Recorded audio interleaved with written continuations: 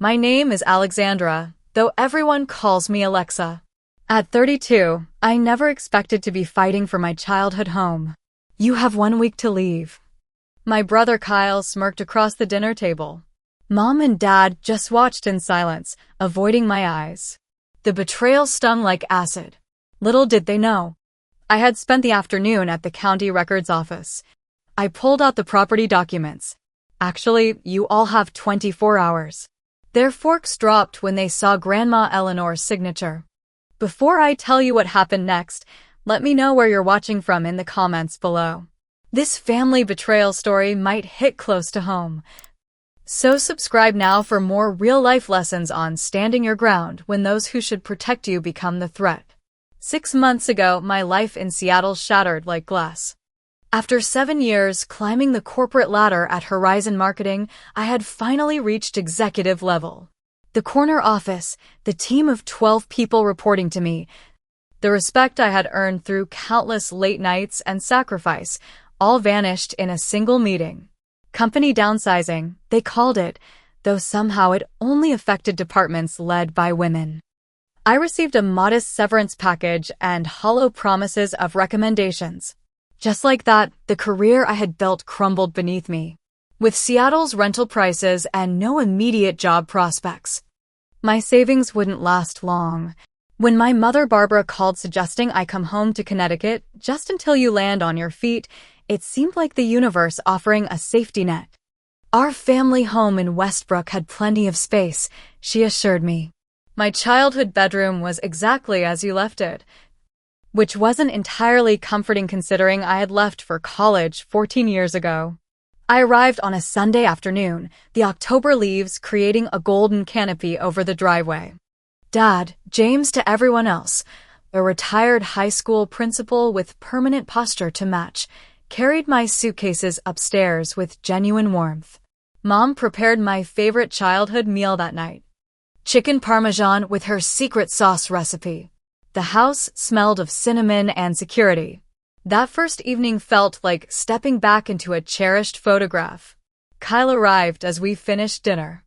My younger brother by 4 years, he lived 20 minutes away with his girlfriend Heather, but spent most evenings at our parents' house. The moment he saw me, something flashed across his face, surprise quickly masked by a tight smile that never reached his eyes. So the prodigal daughter returns, he said, kissing Mom's cheek while keeping his gaze fixed on me. How long is this visit? Not sure yet, I answered, helping clear the table. Just until I sort things out. Kyle nodded. But I caught the subtle tightening of his jaw. Well, don't get too comfortable. Things change. I dismissed his comment as typical sibling snark, but that night marked the beginning of his campaign. Small comments at first, reminders of how I had abandoned Connecticut for the West Coast, questions about my financial situation within earshot of our parents. Territorial behavior over spaces in the house that had never been exclusively his. This house had been in our family for generations. My grandmother Eleanor, Dad's mother, had lived here until her passing when I was in college. While both Kyle and I had grown up in these rooms, Grandma Eleanor and I shared a special connection. She taught me to garden in the backyard beds that now lay neglected. We spent countless hours in her study, where she showed me her collection of first-edition novels. On my 16th birthday, she gave me an antique writing desk that still stood in my bedroom. The house itself seemed built from memories. The reading nook under the stairs where I devoured books during rainy afternoons. The small treehouse Dad constructed when I was 9, one Kyle had shown little interest in but now reminisced about as if it had been his favorite refuge. The kitchen with its worn wooden countertops where Grandma taught me to bake her famous ginger cookies while Kyle played video games upstairs. As weeks passed, I noticed my parents' warmth cooling gradually, like summer surrendering to fall. Mom stopped asking about my job searches. Dad found reasons to be busy when I suggested activities together. I would enter rooms to find hushed conversations that halted abruptly. Once, I overheard Kyle's voice from the study, "She's taking advantage of you both," followed by my mother's sigh. 3 months into my stay, I decided to clean the attic as a way to contribute to the household. Amid dusty Christmas decorations and forgotten exercise equipment, I discovered a carved wooden box I recognized from Grandma Eleanor's bedroom. Inside lay yellowed envelopes and documents, most seemingly related to the house. I noticed Grandma's distinctive handwriting on one envelope marked Property, Final Arrangements. Something about that envelope raised questions in my mind.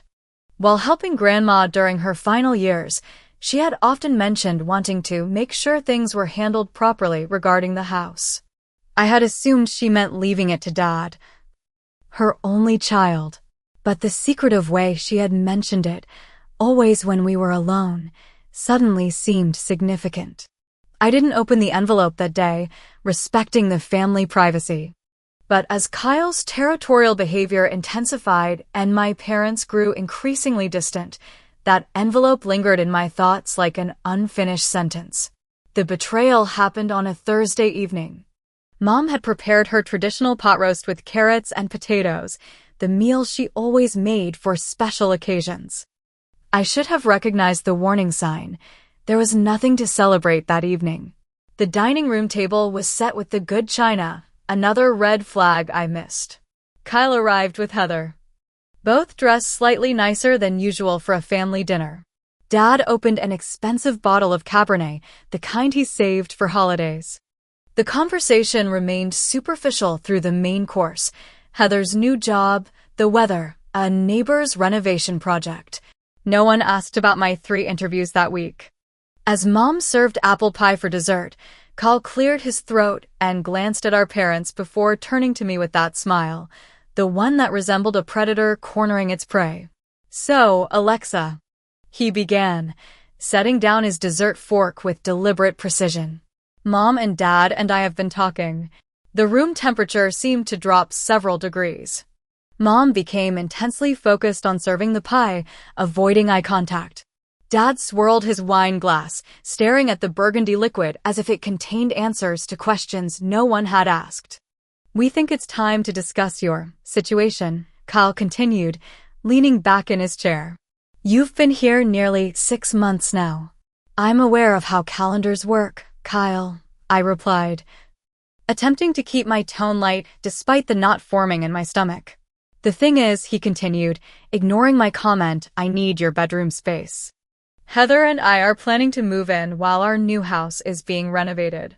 You have 1 week to leave." His mouth curved into that smirk, satisfied, triumphant, cruel. I felt my heartbeat in my fingertips, a rushing sound filling my ears. My face burned hot while my extremities went cold and numb. The pie on my plate transformed from comfort to mockery. "Mom? Dad?" I looked between them, waiting for contradiction, defense, explanation, anything. Dad studied his napkin with sudden interest. "Kyle and Heather need the space, honey. Their renovation will take months." "But I'm still getting back on my feet," I protested, my voice sounding distant even to myself. "I've had promising interviews, but nothing concrete yet." Mom finally spoke, her voice soft but resolved. "You have your own life in Seattle, Alexandra. It might be time to return. This was always temporary."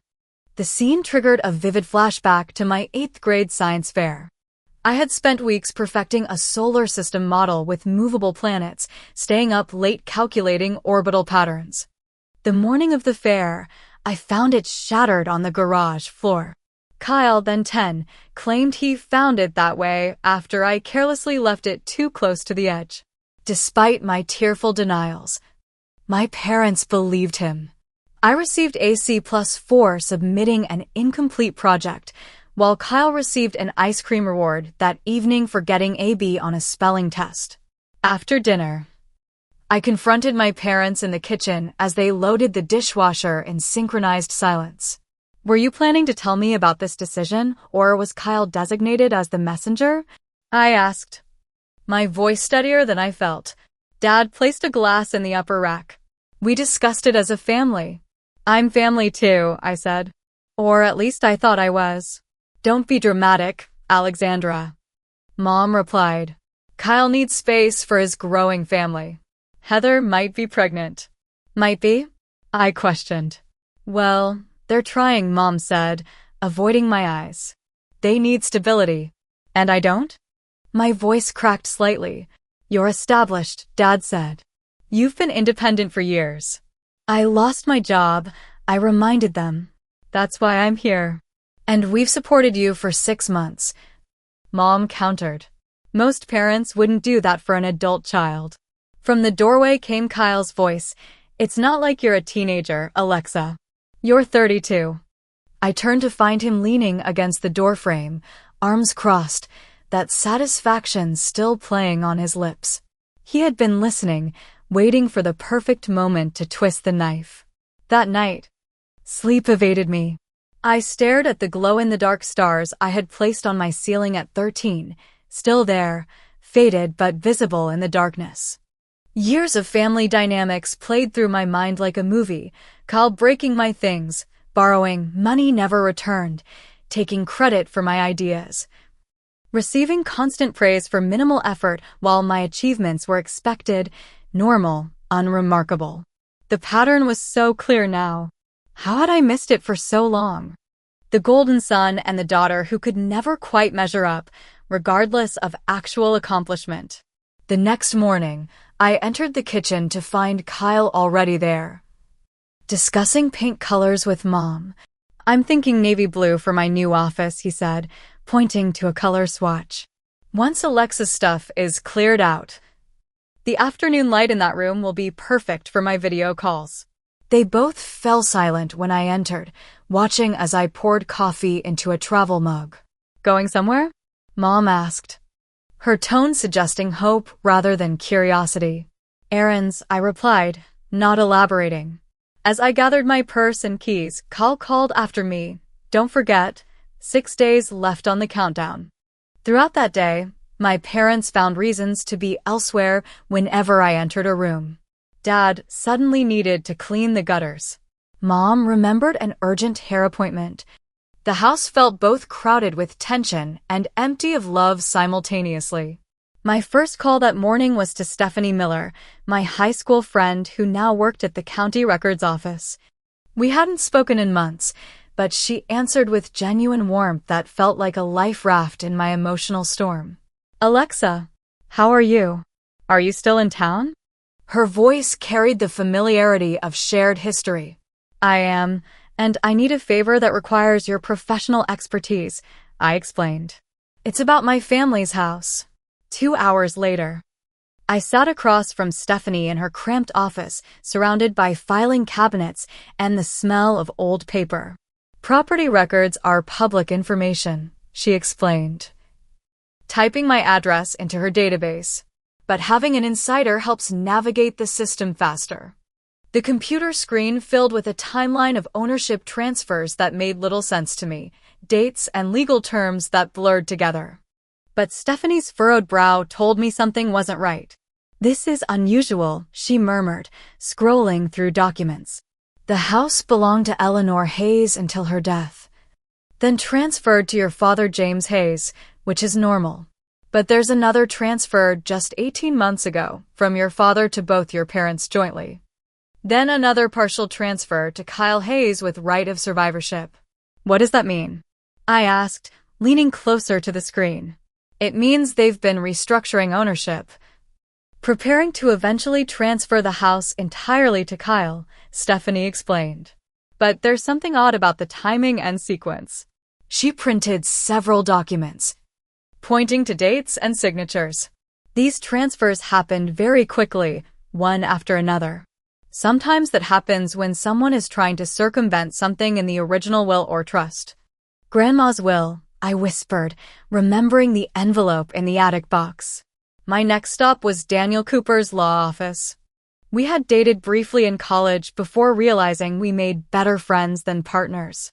Now a respected attorney specializing in estate law, Daniel listened intently as I explained the situation. I need to see your grandmother's will, he said after I finished. The actual legal will that went through probate, not just what your family might have told you about it. How do I get that? I asked.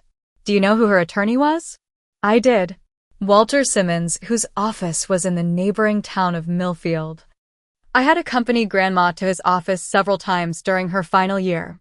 Walter Simmons was in his 70s now, but showed no signs of retirement.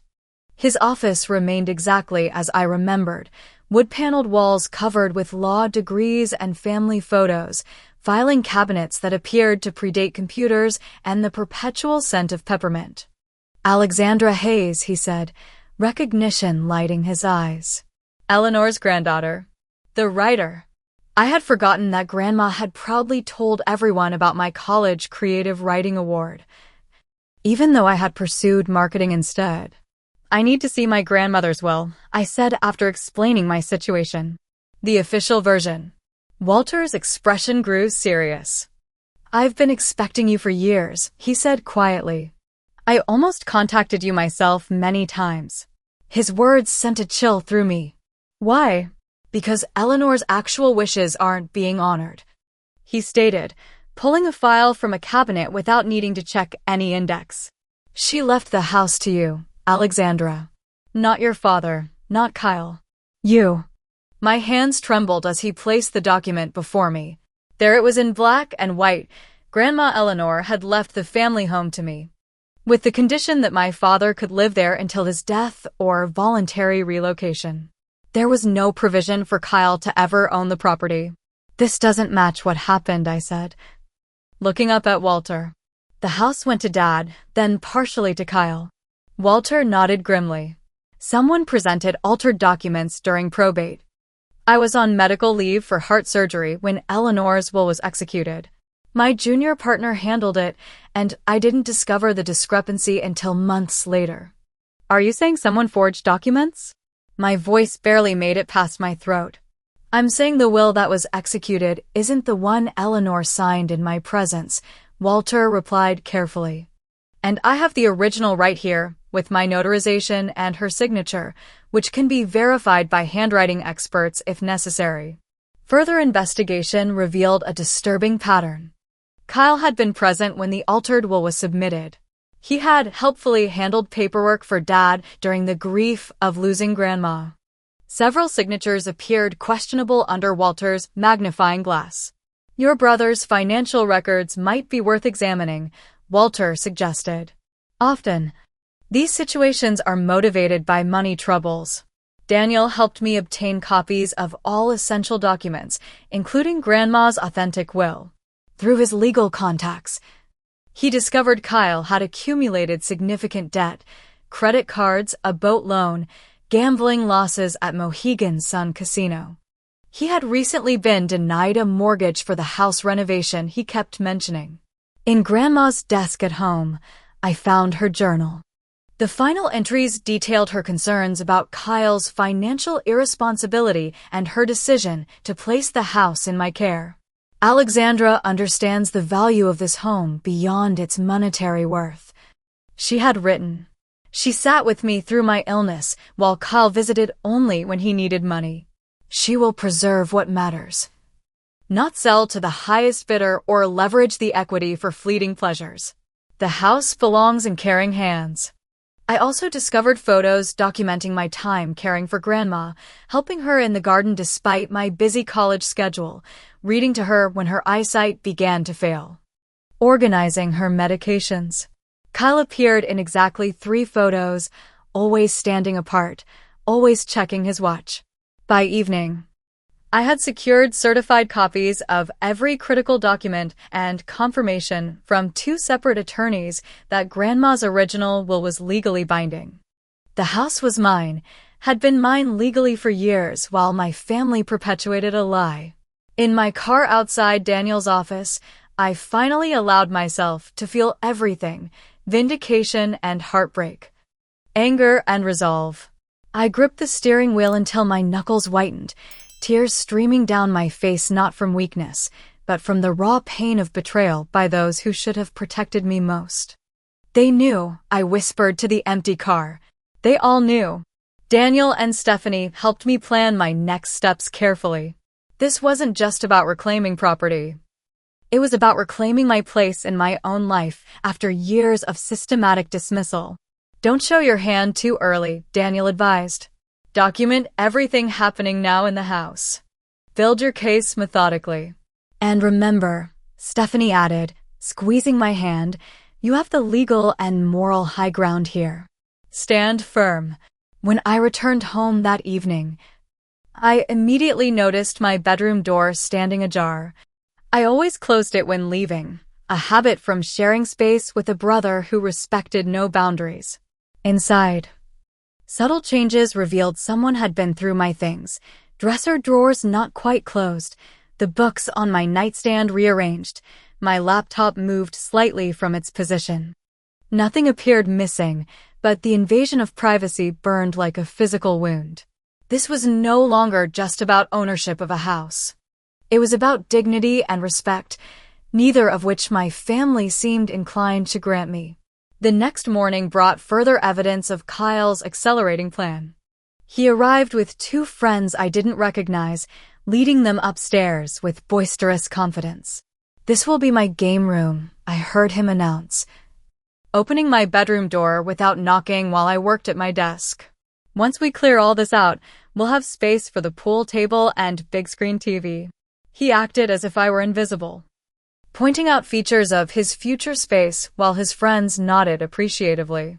One glanced at me apologetically, but Kyle continued his tour without acknowledgement. The natural light in here is wasted on a guest room, he declared. I've got plans to install surround sound and gaming stations along that wall. This isn't a guest room, I finally said. It's my bedroom, and I'm sitting right here. Kyle's smile never faltered. For the next 5 days, he corrected. Tick-tock. That afternoon, Mom approached me in the kitchen, her expression a practiced mask of maternal concern that failed to reach her eyes. Alexandra, I put some moving boxes in the hall closet, she said, pouring herself coffee without offering me any. It might be easier if you start packing now rather than rushing at the last minute. To make things easier. Easier for whom? I asked. She ignored my question. Also, Kyle and Heather might move some things in this weekend. They're eager to get settled. I thought I had until Thursday, I said, fighting to keep my voice steady. Mom's shrug communicated volumes about how little my timeline mattered. Plans change. Kyle's apartment lease situation changed. It would be helpful if you could be flexible. The escalation continued when Heather arrived later with an overnight bag, claiming the hall bathroom connected to my bedroom. Kyle said it would be fine, she explained, placing her makeup and toiletries on the counter I had cleaned that morning. Since you're leaving so soon anyway. Personal photos began disappearing from the living room walls and mantelpiece, specifically ones featuring me at graduations, award ceremonies, and family vacations. When I asked Mom about the missing frames, she claimed to be updating the displays, but couldn't explain why only my images had been removed. That evening, I overheard Kyle on the phone in the backyard, his voice carrying through my partially open window. The equity line is practically guaranteed now, he was saying, pacing near the neglected garden beds. Once the property transfer is complete, we'll have access to at least $300,000. Enough to clear everything and start fresh. No, they don't suspect anything.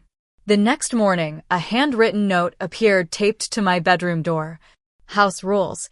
Kitchen closes at 8 p.m. Laundry days, Tuesday and Saturday only. Noise curfew 9 p.m. Please respect the family schedule. The note was unsigned, but Kyle's handwriting was unmistakable. No such rules had existed during my previous 6 months in the house, or during my entire childhood. The water pressure in my bathroom mysteriously dropped to a trickle that same day. When I mentioned it to Dad, he shrugged it off as old pipes despite the rest of the house having perfectly normal water pressure. We'll have a plumber look at it after you're gone, he said. Not meeting my eyes. No sense spending money on repairs now. On Monday, I returned from a job interview to find a contractor measuring my bedroom windows while Kyle directed him. I'm thinking plantation shutters instead of these dated curtains, Kyle was saying. Something more masculine for the space. Neither acknowledged my presence when I entered my own room. When I asked what was happening, Kyle replied without turning, "Just planning ahead." For days left, by the way. My parents canceled our Tuesday family dinner night, a tradition since my return, when they learned it was my turn to cook. "Dad and I have a community meeting," Mom explained vaguely. "Maybe next week." We all knew there wouldn't be a next week if their plans proceeded. The pressure building inside me felt physical, a constant tightness in my chest, a perpetual knot in my stomach. I called my friend Natalie, who lived an hour away, and explained the situation. "I'm coming over," she declared immediately. "You shouldn't be alone with them right now." Natalie arrived that evening with overnight bags and fierce loyalty. Her presence provided both witness and buffer to the increasingly hostile environment. Kyle was visibly annoyed by her arrival, especially when she made herself comfortable in the living room. "We weren't expecting guests," he commented sharply. "I'm not a guest," Natalie replied smoothly. "I'm Alexa's support person." That night, with Natalie sleeping on a trundle bed in my room, Kyle knocked on my door past midnight. When I opened it, his expression was cold despite his smile. "Just wanted to give you an update," he said, voice low but clearly intended to wake Natalie as well. "Actually, this weekend would work better for your move out. We have contractors starting Monday morning." "That's not the agreement," I replied. "Plans change," he echoed Mom's earlier words. "This is happening, Alexa. The sooner you accept it, the easier it will be for everyone." As he turned to leave, he added, "Oh, and your friend should probably head out tomorrow. We need to start preparing the space." After he left, Natalie sat up in the darkness. "Please tell me you have a plan," she whispered. "Because they're escalating fast." "I do," I assured her, thinking of the documents secured in my car's locked glove compartment. "And it's time to implement it." Wednesday evening, I announced I was preparing a special dinner, a farewell meal to thank everyone for their hospitality. My parents exchanged surprised glances, but nodded their agreement. I spent the afternoon in the kitchen preparing Grandma Eleanor's famous pot roast with rosemary potatoes and honey-glazed carrots, her signature Sunday meal that she had taught me to cook when I was 16. The familiar process of trimming the meat, chopping vegetables, and mixing herbs provided a strange calm before the storm I knew was coming. With deliberate care, I set the dining room table with Grandma's fine china, the Wedgwood blue pattern she had used only for special occasions. Each plate, each crystal glass, each sterling silver utensil carried memories and meaning that only I seemed to remember or value. I placed Grandma's hand-embroidered napkins at each setting and arranged fresh flowers from her garden in her favorite crystal vase as the centerpiece. Mom appeared in the doorway as I finished, her expression unreadable. "You didn't need to use the good china," she said. "It felt appropriate," I replied, straightening a fork. "For my last family dinner in this house." Something flickered across her face, guilt, perhaps, or uncertainty, before she nodded and withdrew without offering to help. Kyle arrived with Heather at precisely 6 o'clock. But they weren't alone. A thin woman with a portfolio and business cards accompanied them, Linda Winters, real estate agent, as her aggressive handshake and card informed me. "Kyle thought it would be efficient for me to see the space tonight," she explained brightly, "since you'll be vacating so soon." My parents appeared as surprised as I was by this addition, but welcomed her with strained politeness. Dad poured wine for everyone while I brought out the steaming pot roast, placing it on the trivet at the center of the table with Grandma's serving pieces arranged beside it. "Something smells amazing," Linda commented, seemingly oblivious to the tension around her. "Family recipe," I replied, taking my seat. "My grandmother taught me." As we began serving food, Mom cleared her throat. "Alexandra, we have some good news. We found you an apartment to rent in Southwick. It's small but clean, and the landlord is willing to offer a month-to-month lease given your employment situation." "How thoughtful," I responded, cutting a piece of meat with precise movements. And when did you tour this apartment on my behalf? Yesterday, Dad answered, studying his plate. We wanted to help. Kyle jumped in, clearly eager to move the conversation forward. Linda has some great ideas for this space. We're thinking of opening up the wall between your room and the small guest room to create a master suite. Structural renovations? I raised an eyebrow. That sounds extensive. Investment in the property, Kyle replied smoothly, which benefits everyone in the family.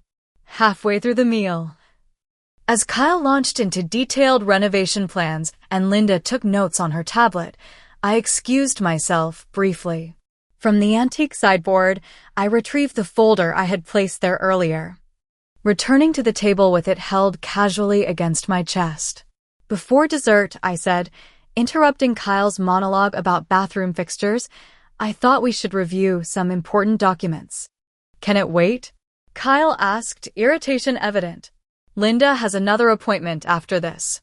I'm afraid it can't, I replied, opening the folder, since it directly impacts your renovation plans. I removed the first document, a certified copy of Grandma Eleanor's original will, and placed it on the table. This is Grandmother Eleanor's legal will, I stated, my voice steady despite my racing heart. Her actual will, not the altered version that was submitted during probate. The room went silent. Dad set down his fork with a small clink against fine china. Mom's hand froze midway to her wine glass. What are you talking about? Kyle demanded, though the sudden pallor of his face suggested he knew exactly what I meant. I visited Walter Simmons, Grandma's attorney, I explained, placing a second document beside the first. He provided me with the original will and his sworn statement regarding its authenticity. According to this legal document, Grandma Eleanor left this house to me, not to Dad. And certainly not to you, Kyle. That's impossible, Dad said, reaching for the papers. I inherited this house when Mom died. You were granted lifetime residency, I corrected him. But ownership was legally transferred to me, with specific instructions that the property never be sold out of the family or leveraged for loans or equity lines. Mom's face had drained of color. There must be some mistake. No mistake, I continued, laying out additional documents. I have the original deed, transfer papers, and verification from 2 separate attorneys. I also have evidence of document tampering during probate.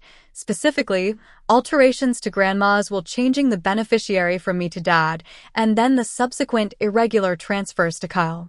Kyle's face transformed, the smug confidence replaced by something between panic and rage. This is ridiculous. You're making this up because you're jealous I'm finally getting my share. Your share? I questioned, placing another document on the table. According to county records, you've attempted to secure 3 separate equity loans against this property in the past year alone. Loans that would strip this house of its value while allowing you to pay off gambling debts and credit cards. Heather's head snapped toward Kyle. Gambling debts?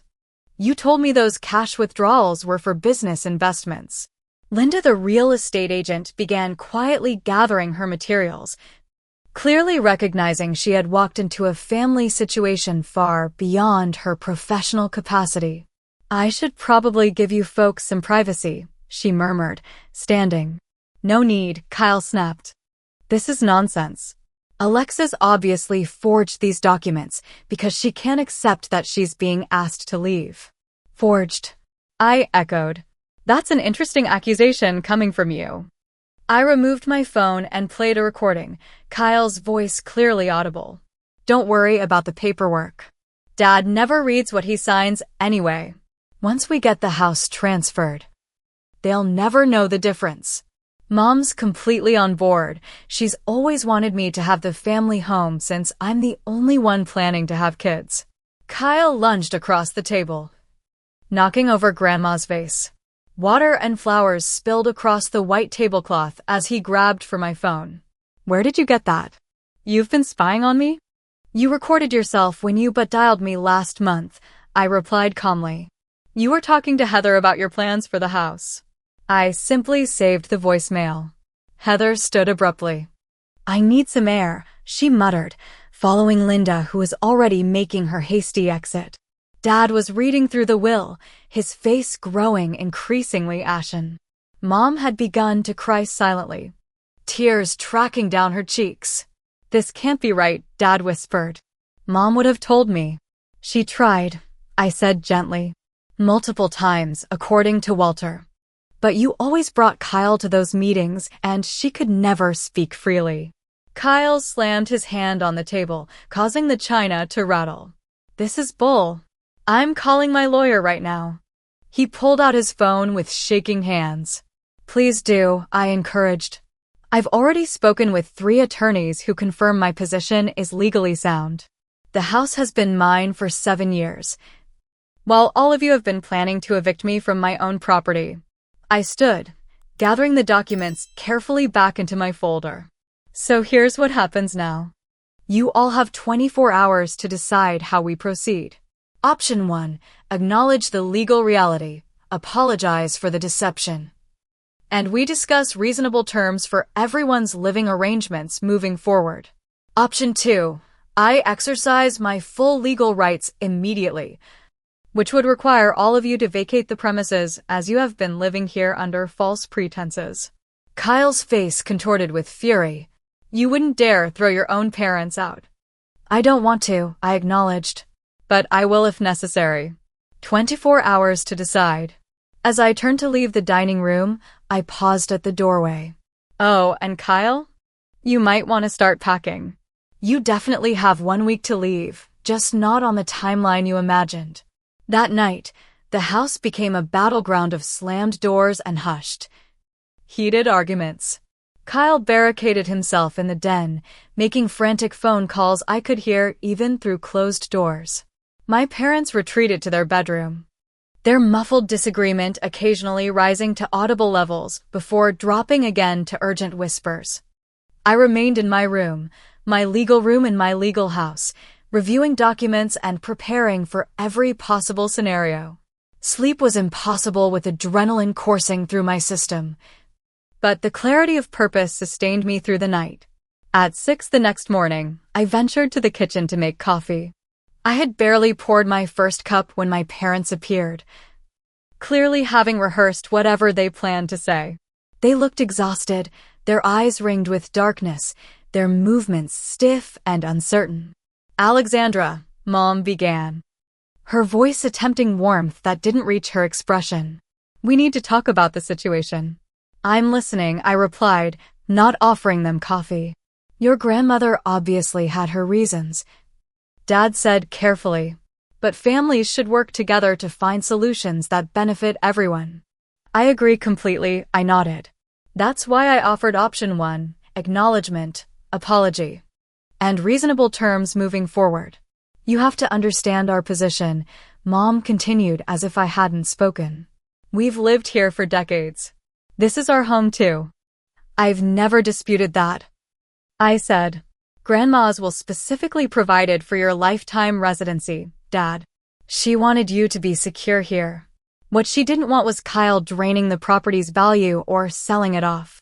"Kyle has made some mistakes," Dad admitted reluctantly. "But he's family, and I'm not." The question hung in the air between us. Before they could answer, the front door opened, and Kyle stormed in with a thin man carrying a briefcase, clearly the lawyer he had mentioned calling. "This is Roger Blackwell," Kyle announced. "He says we can challenge the will based on undue influence. You manipulated Grandma when she was sick." Mr. Blackwell looked considerably less confident than Kyle's declaration suggested. "I said we could potentially explore that avenue, but after reviewing the documentation overnight, I should caution that." "She took advantage of Grandma's condition," Kyle interrupted. "She was always her favorite." "Perhaps we should discuss this privately," Mr. Blackwell suggested, glancing uncomfortably at me. "There's nothing to discuss privately," I replied. "I have Grandma's journal detailing her decision-making process, witness statements from her doctors confirming her mental competence, and Walter Simmons' sworn testimony about her wishes, plus evidence of document tampering after her death." Mr. Blackwell's expression confirmed what I suspected. Kyle hadn't shared the full story with his attorney. Document tampering? He asked sharply, turning to Kyle. She's making that up, Kyle insisted, though his voice lacked conviction. Later that morning, Heather knocked softly on my bedroom door. When I opened it, her expression was a mixture of embarrassment and resolve. Can we talk? She asked quietly. Privately. I invited her in, curious about this unexpected approach. I didn't know. She began immediately. About any of it. The gambling, the loans, the will. Kyle told me his parents were giving him the house as an early inheritance. I believe you, I said, recognizing genuine distress in her eyes. There's more, she continued, lowering her voice despite us being alone. He's in serious financial trouble, not just gambling debts. He borrowed money from some people you don't want to owe. That's why he's been so desperate about this house. He needs the equity to pay them off. How bad is it? I asked. Bad enough that I'm staying with my sister for a while, she replied. I love him, but I can't be part of this. As she left, she turned back briefly. For what it's worth, I think your grandmother made the right choice. That afternoon, my parents attempted another approach, emotional manipulation honed by years of practice. Families should stick together. Mom insisted, her voice catching on practiced tears. Your grandmother would be heartbroken to see us fighting like this. She'd be heartbroken to see her explicit wishes ignored and her will tampered with, I countered. She valued honesty above all else. We're your parents, Dad said. As if that single fact should override all other considerations. After everything we've done for you, what exactly have you done? I asked quietly. Supported Kyle at every turn while dismissing my accomplishments? Planned to evict me from my own house? Hidden my inheritance for 7 years? They had no answer for that. Kyle's facade began crumbling as legal reality set in. His attorney advised him that challenging the will would likely be costly and unsuccessful given the evidence. When his final desperate search for loopholes yielded nothing, something in him seemed to break. I found him sitting on the back porch steps that evening, staring at the overgrown garden that Grandma and I had once tended together. She knew, he said without looking at me. She always knew I'd screw it up somehow. I didn't offer comfort or contradiction. Some truths needed to stand unvarnished in the open air. A week after the dinner confrontation, we held a formal family meeting with both our attorneys present. The terms were straightforward. I would honor Grandma's wish for Dad to have lifetime residency in the home. Mom, as his wife, would naturally continue living there as well. Kyle would need to find his own housing with a reasonable time frame to relocate. The basement apartment could be converted for your use temporarily. I offered, while you secure permanent housing. 3 months maximum. Kyle looked ready to argue, but stopped when his attorney nodded firmly. Most importantly, Kyle had to acknowledge his attempt at fraud and sign a legally binding statement relinquishing any claim to the property. He would also be removed from all bank accounts associated with the house, and any outstanding loan applications using the property as collateral would be formally withdrawn. What about you? Dad asked as the meeting concluded. Will you be staying? Yes, I replied simply. This is my home. The most painful revelation came 2 days later when I discovered additional financial entanglements Kyle had created. He had opened credit cards in our parents' names, accumulating significant debt they knew nothing about. He had also borrowed heirloom jewelry from Mom's collection, pieces that had been in the family for generations, and pawned them for cash. When confronted with this evidence, Kyle broke down completely. The brother who had always seemed so confident, so entitled, so firmly established as the family favorite, sat sobbing at the kitchen table like a child. I didn't mean for it to go this far, he kept repeating. Things just kept getting worse. Mom's shock at discovering the extent of his deception was genuine. For perhaps the first time, she saw her son clearly, not as the golden child she had imagined, but as a deeply troubled man who had exploited her blind devotion. "We'll need family counseling," I told them all firmly, "if we're going to move forward from this." To my surprise, no one objected. 2 months passed like a slow changing of seasons. The physical transformation of the house began first, reclaiming spaces that had been neglected or dominated by Kyle's presence. I cleared out the clutter he had stored in the attic and garage, donated the exercise equipment no one used, and reorganized the living areas to feel more balanced and welcoming. My bedroom remained mine, though I redecorated it to reflect the woman I had become rather than the teenager who had left for college. The reading nook under the stairs, long used as a catch-all storage space, returned to its original purpose, now filled with comfortable pillows and well-stocked bookshelves. We established new family dinner rules with clear expectations. Everyone helped with preparation and cleanup, conversation remained respectful, and passive-aggressive comments resulted in dish duty for a week. The first few dinners were awkward. Stilted affairs with careful politeness masking unresolved tensions. Gradually, though, something resembling authentic interaction began to emerge. Kyle moved to the basement apartment initially, the confined space a stark contrast to the freedom he had always enjoyed in the family home. I observed small changes in his behavior, getting up earlier, keeping his space organized, offering to help with household maintenance without being asked. When he found an affordable apartment 20 minutes away, he moved out quietly, without drama or demands. The most surprising development was my parents' willingness to attend family therapy sessions. Twice weekly, we sat with Dr. Marshall, unpacking decades of family dynamics, favoritism, and unspoken expectations. Progress came in painful inches rather than miles, but it came nonetheless. "I didn't realize how much we dismissed your experiences," Mom admitted during our 4th session. "We had different standards for you and Kyle. We expected more from you because you seemed more capable, but that wasn't fair." Dad struggled more with acknowledging his role in the family patterns. "I wanted to believe my son was like me," he confessed eventually. "I saw myself in him. So I excused behaviors I shouldn't have." My own emotional journey involved processing not just recent betrayals, but childhood patterns that had shaped my self-perception. I had internalized the message that my accomplishments were expected while my failures were unforgivable. This realization explained my driven personality, my difficulty celebrating successes, my tendency to assume rejection before it occurred. "You learned early that your worth was tied to performance," Dr. Marshall observed, while Kyle learned his worth was inherent, regardless of behavior. With spring's arrival, I began restoring Grandma Eleanor's garden.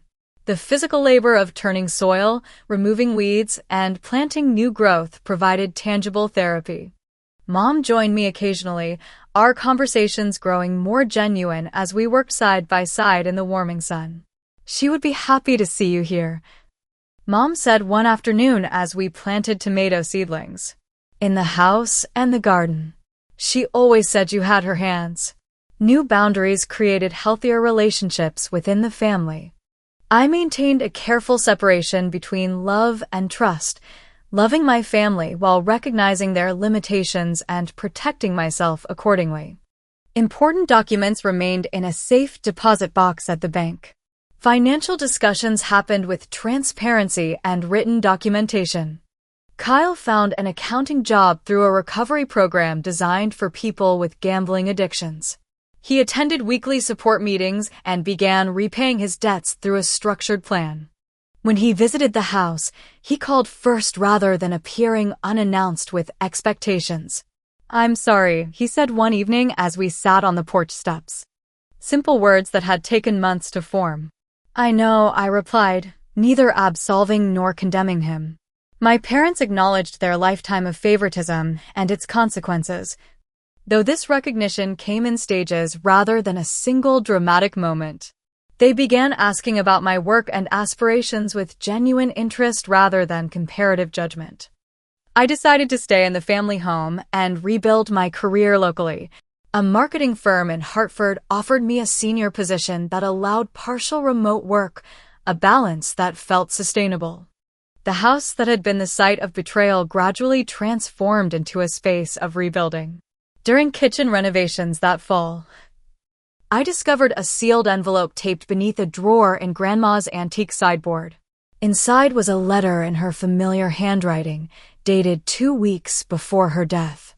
My dearest Alexandra, if you're reading this, you've discovered the truth about the house.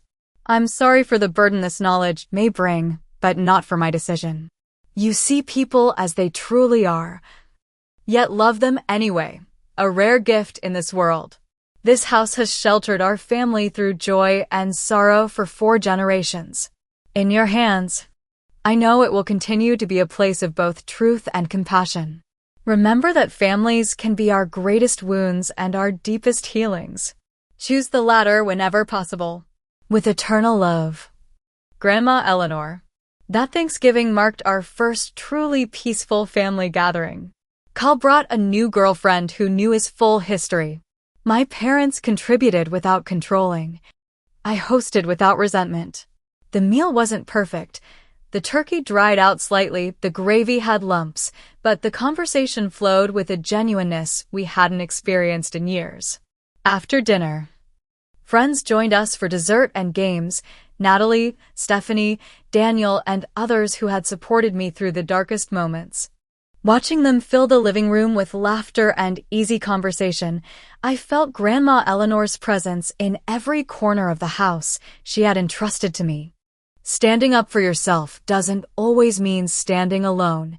Sometimes it means creating a space where truth and love can coexist, where boundaries provide safety rather than separation, where healing happens not by forgetting but by facing reality together. Have you ever had to stand your ground against family who took you for granted? Share your experience in the comments below.